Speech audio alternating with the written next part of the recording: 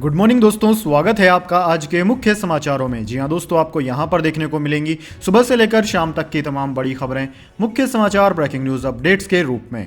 तो दोस्तों, आप सभी लोगों से रिक्वेस्ट है इस वीडियो को ज़्यादा से ज़्यादा लाइक और शेयर करें। तो चलिए दोस्तों, जान लेते हैं आज की पहली बड़ी खबर। मोदी पर बनी बीबीसी की डॉक्यूमेंट्री ब्लॉक, केंद्र का अब ट्वीट शेयरिंग रोकने का भी आदेश, कहा यह डॉक्यूमेंट्री छवि बिगाड़ने वाली है। जी हां दोस्तों, केंद्र सरकार ने पीएम मोदी को लेकर बनी बीबीसी की डॉक्यूमेंट्री द मोदी क्वेश्चन को शेयर करने वाले ट्वीट्स को ब्लॉक करने का आदेश दिया है। डॉक्यूमेंट्री की जांच में पाया गया है कि यह छवि बिगाड़ने की कोशिश है। डॉक्यूमेंट्री के यूट्यूब के लिंक जिन ट्वीट्स के जरिए शेयर किए गए हैं उनको भी ब्लॉक कर दिया गया है।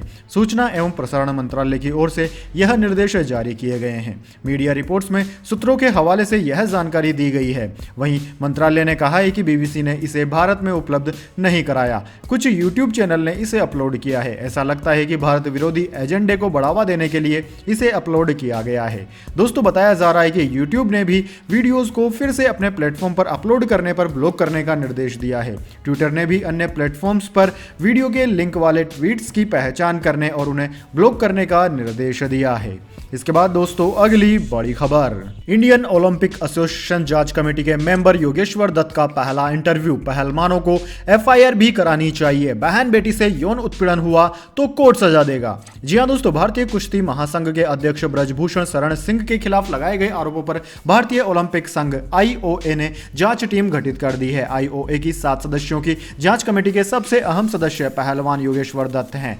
अहम इसलिए क्योंकि योगेश्वर दत्त इस जांच कमेटी में हरियाणा के इकलौते मेंबर है। आरोप लगाने वाले रेसलर भी हरियाणा के ही हैं। वहीं योगेश्वर दत्त खुद भी रेसलर हैं। दोस्तों, योगेश्वर दत्त ने इस पूरे मामले पर कहा कि कोई भी संघ हो, कोई भी खिलाड़ी हो, कहीं ना कहीं खिलाड़ियों की कोई ना कोई दिक्कतें रहती ही है। इंसान तो भगवान से भी खुश नहीं है, मगर सेक्सुअल हरेसमेंट के आरोप बहुत गंभीर हैं, इसलिए इसकी जांच निष्पक्ष होनी चाहिए। मैं बतौर रेसलर इन खिलाड़ियों को भी यही बोलूंगा कि मैदान में अगर आप आए हो तो एफआईआर दर्ज कराओ, क्योंकि तहकीकात का काम पुलिस का होता है। सजा एवं फैसला न्यायालय सुनाता है। बार बार अगर हम एक ही आरोप लगाएंगे तो वे चीजें हल्की होती जाएंगी।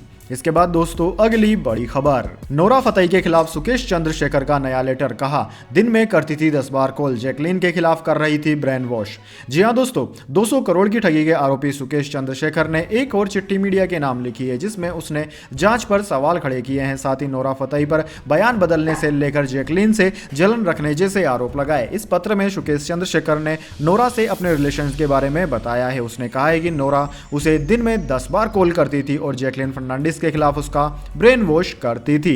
इसके बाद दोस्तों, अगली बड़ी खबर। कर्ज के बदले पाकिस्तान ने लगाई बलूचिस्तान की बोली, चीन को दी कीमती संसाधनों की लूट की छूट, गरीबी में गुजर रहे बलूच। जी हां दोस्तों, पाकिस्तान की कर्ज में डूबी सरकार ने बलूचिस्तान को एक तरह से चीन के हवाले कर दिया है। इस पिछड़े इलाके में गैस और कई बहुमूल्य धातुओं का, प्राकृतिक संसाधनों का खजाना भरा पड़ा है। चीन इन प्राकृतिक संसाधनों की अंधाधुंध खुदाई करता जा रहा है, जबकि ये पूरा इलाका केवल 1000 अमेरिकी डॉलर के प्रति व्यक्ति सकल घरेलू उत्पाद के साथ ही एक गरीब क्षेत्र बना हुआ है। बेल्ट एंड रोड इनिशिएटिव यानी कि BRI और CPEC प्रोजेक्ट के तहत चीन अब पाकिस्तान के सबसे बड़े राज्य के प्राकृतिक संसाधनों को जमकर लूटेगा। चीनी कंपनियां यहां से खूब मुनाफा कमा रही है। बलूचिस्तान की स्थानीय आबादी को इससे मिलने वाला रोजगार या होने वाले आर्थिक लाभ बहुत कम है। इसी तरह के हालात म्यांमार में भी देखे जाते हैं, जहां चीन ने हाल ही के समय में सीमावर्ती इलाकों में अवैध रूप से खनन का काम तेज कर दिया है।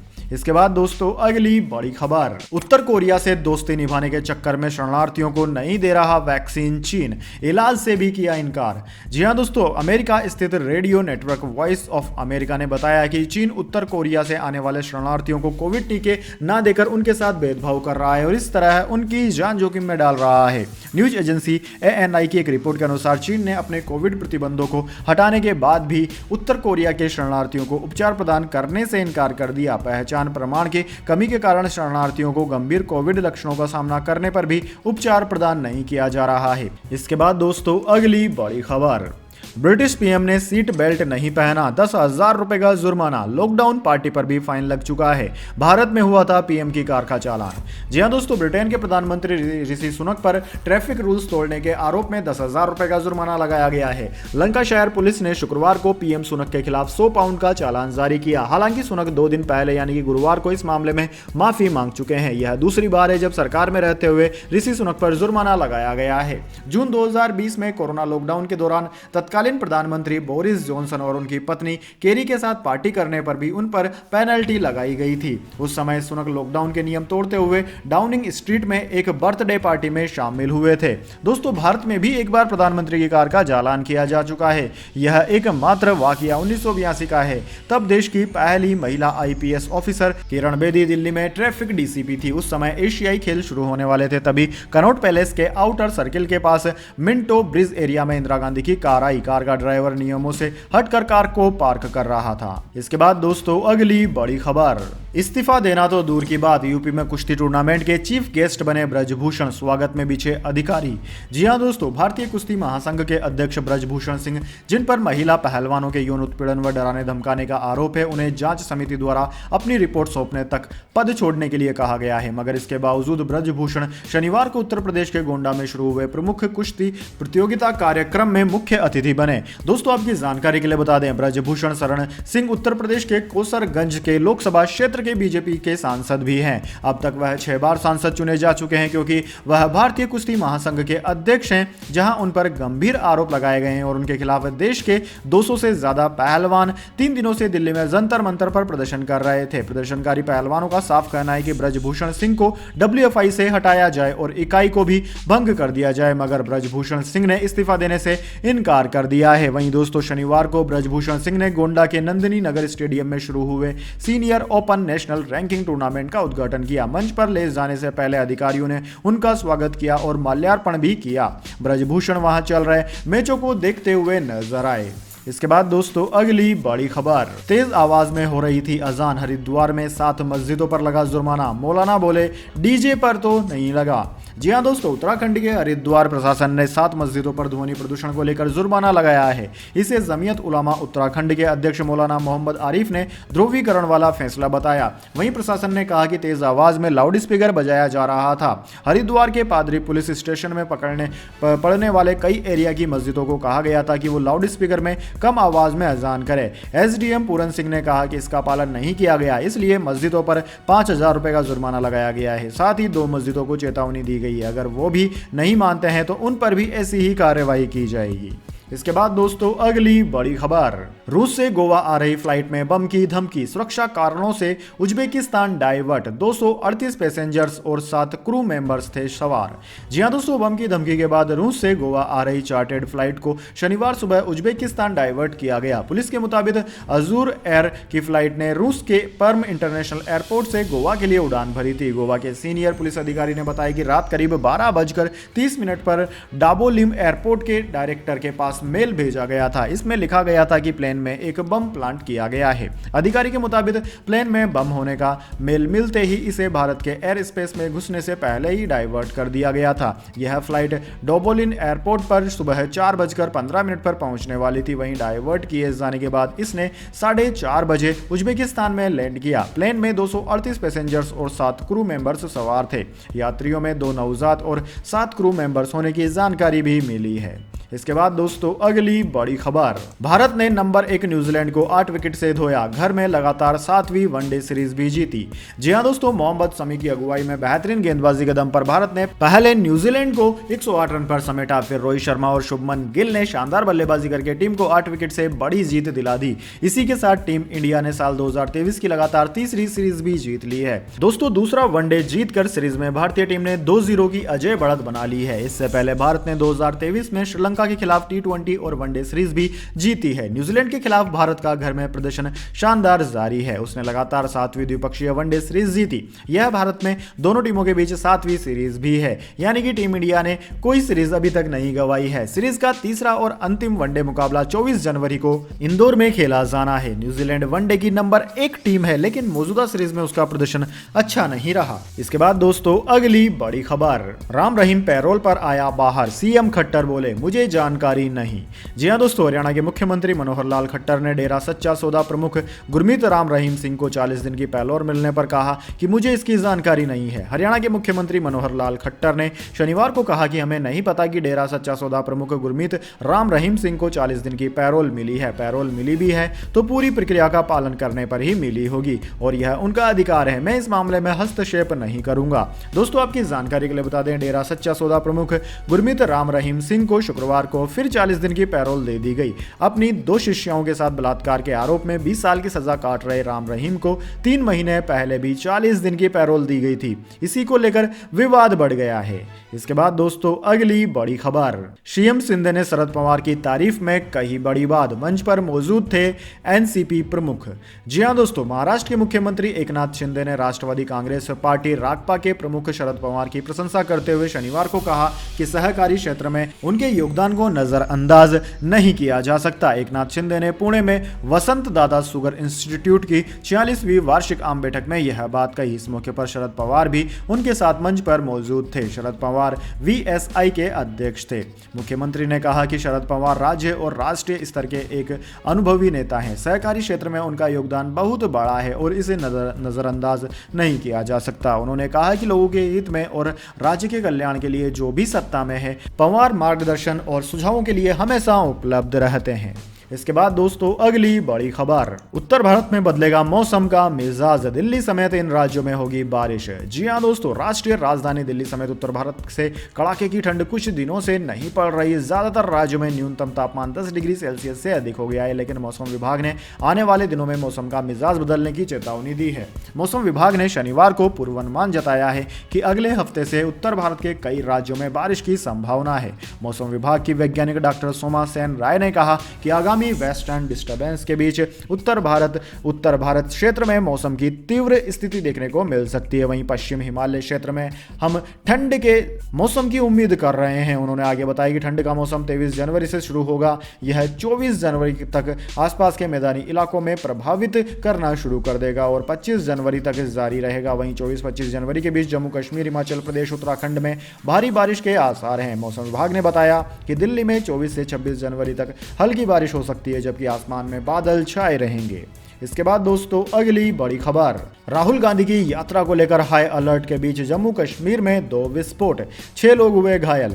जी हां दोस्तों, जम्मू रेलवे स्टेशन से सटे नरवाल इलाके में दोहरे विस्फोटों में 6 लोग जख्मी हो गए। इनमें एक की हालत नाजुक बताई जा रही है। फिलहाल दोस्तों, पुलिस पता लगाने में जुटी है कि विस्फोट कैसे हुआ। पुलिस के मुताबिक जिस जगह धमाके हुए वहां आसपास कबाड़ी की दुकानें भी हैं। पहली नजर में यह धमाके कबाड़ में कोई विस्फोटक सामग्री के कारण हुए लगते हैं। पुलिस का कहना है कि मामले की जांच की जा रही है। अभी पक्के तौर पर धमाके की वजह पता नहीं चल पाई है। पुलिस घटनास्थल पर घेराबंदी कर जांच में जुटी है। घायलों को अस्पताल पहुंचाया गया है। बताया जा रहा है कि पुरानी गाड़ियों में आईईडी लगाकर धमाका किया गया है। लेफ्टिनेंट गवर्नर मनोज सिन्हा ने विस्फोटकों की निंदा की और घायलों को 50,000 रुपए की आर्थिक सहायता देने की घोषणा भी की है। दोस्तों, आपकी जानकारी के लिए बता दें, राहुल गांधी की भारत जोड़ो यात्रा जम्मू कश्मीर में फिलहाल है और इसके कारण यहां हाई अलर्ट है।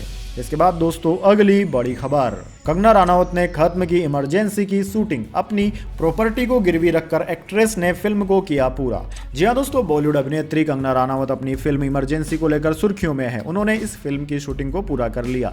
कंगना राणावत काफी वक्त से फिल्म इमरजेंसी की शूटिंग कर रही थी। फिल्म की शूटिंग पूरी होने पर उन्होंने सोशल मीडिया पर लंबा चौड़ा पोस्ट लिखा। इस पोस्ट के साथ कंगना राणावत ने खुलासा किया कि फिल्म इमरजेंसी के लिए उन्होंने अपनी प्रॉपर्टी को गिरवी रखा है। कंगना राणावत ने अपने आधिकारिक इंस्टाग्राम अकाउंट पर फिल्म इमरजेंसी की शूटिंग की एक तस्वीर शेयर की है। इस तस्वीर के साथ उन्होंने पोस्ट में लिखा है कि जैसे कि मैंने आज एक अभिनेता के रूप में इमरजेंसी को खत्म किया है, मेरी जिंदगी का एक सबसे ज्यादा गौरवशाली पल खत्म हुआ। ऐसा लग सकता है कि मैंने इसे आराम से पार कर लिया, लेकिन सच्चाई इससे बहुत दूर है। अपनी सभी संपत्तियों को गिरवी रखने से लेकर अपने पहले शेड्यूल के दौरान डेंगू से ग्रस्त होने तक, खतरनाक रूप से कम ब्लड सेल्स कम होने के बावजूद इसे फिल्माने से लेकर एक व्यक्ति व्यक्ति के रूप में मेरे कैरेक्टर का गंभीर परीक्षण था। इसके बाद दोस्तों जाने अगली बड़ी खबर, लेकिन उससे पहले मेरी आपसे एक छोटी सी रिक्वेस्ट है, अगर दोस्तों आपको अभी तक हमारी न्यूज पसंद आई है तो इसे एक छोटा सा लाइक जरूर दे दीजिए, और अगर आपको पसंद नहीं आई है तो बेशक आप डिसलाइक भी कर सकते हैं, लेकिन दोस्तों लाइक और डिसलाइक जरूर कीजिए,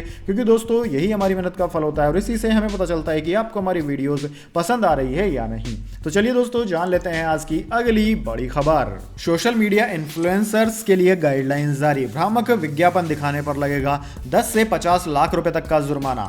जी हां दोस्तों, केंद्र सरकार ने शुक्रवार को सोशल मीडिया इन्फ्लुएंसर्स और सेलिब्रिटीज के लिए गाइडलाइन जारी की है। इसके तहत वे उन्हीं प्रोडक्ट्स को एंडोर्स कर सकेंगे जिनका उन्होंने खुद इस्तेमाल किया हो या कर रहे हैं, यानी कि इन्फ्लुएंसर्स या सेलिब्रिटी वे किसी भी प्रोडक्ट को बढ़ा चढ़ाकर कस्टमर्स को गुमराह नहीं कर सकते। उपभोक्ता मामले के मंत्रालय के मुताबिक सरकार के इस नियम का पालन नहीं किया गया तो कंज्यूमर प्रोटेक्शन एक्ट 2019 के तहत जुर्माना देना पड़ सकता है। Central consumer protection authority manufacturers, advertisers और एंडोर्स पर 10 लाख रुपए तक का जुर्माना लगा सकती है। लगातार नियम का पालन नहीं करने पर 50 लाख रुपए तक जुर्माना देना होगा। साथ ही विज्ञापन करने वालों को 6 साल तक किसी भी एंडोर्समेंट से रोका जा सकता है।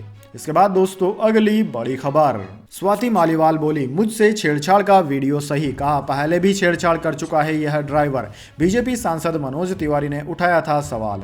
जी हां दोस्तों, दिल्ली महिला आयोग की अध्यक्ष स्वाति मालीवाल ने उनके साथ हुई कथित छेड़छाड़ के वीडियो को सही ठहराया। उन्होंने कहा कि मेरे बारे में झूठी बातें फैलाने से मैं डरने वाली नहीं हूं, मेरी आवाज कोई नहीं दबा सकता। मालीवाल ने यह दावा भी किया कि आरोपी ड्राइवर पहले भी महिलाओं के साथ छेड़छाड़ कर चुका है। दरअसल एक दिन पहले शुक्रवार को बीजेपी सांसद मनोज तिवारी ने इस वीडियो पर संदेह जताया था। उनका कहना था कि यह वीडियो फर्जी स्टिंग जैसा है, इसकी जांच होनी चाहिए। उन्होंने एक फोटो भी दिखाया था। उनका कहना था कि आरोपी ड्राइवर हरीश चंद्र सूर्यवंशी आम आदमी पार्टी के ही विधायक प्रकाश जरवाल का करीबी है। दोस्तों आपकी जानकारी के लिए बता दें, स्वाति मालीवाल ने गुरुवार को दावा किया था कि नशे में धुत एक कार ड्राइवर ने उनके साथ बदतमीजी की और अब उन्होंने आरोपी को रोका तो उसने उन्हें कार से 15 मीटर तक खींचा। शुक्रवार को उन्होंने इस घटना का वीडियो शेयर किया था। इसके बाद दोस्तों अगली बड़ी खबर, जम्मू कश्मीर के 10 जिलों में हिमस्खलन की चेतावनी, अगले 24 घंटे हो सकते हैं मुश्किल।